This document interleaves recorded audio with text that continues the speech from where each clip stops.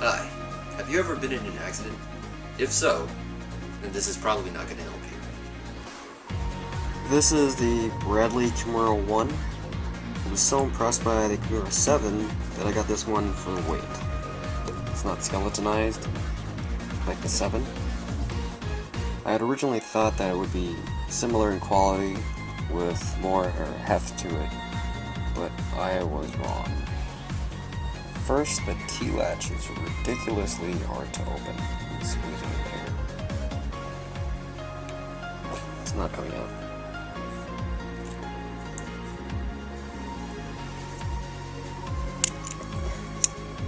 You can see the plate here.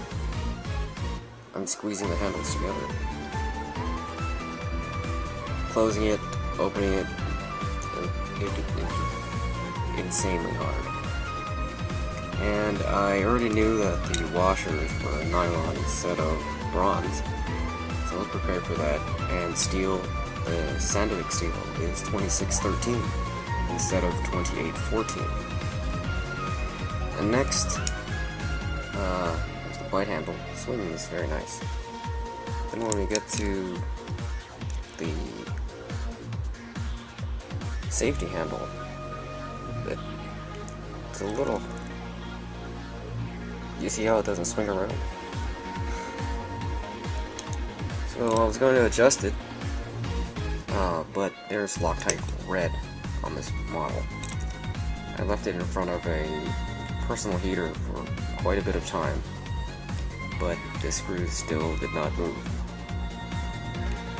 I don't know if it's this model, just this one, the one that I got, that has these problems, but I can't recommend it over the other models.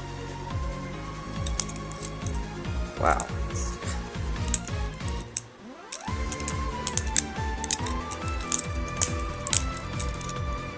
Yeah, I need to adjust this. You see how this swings freely when I do it the other way? Does it? See how slow that goes down?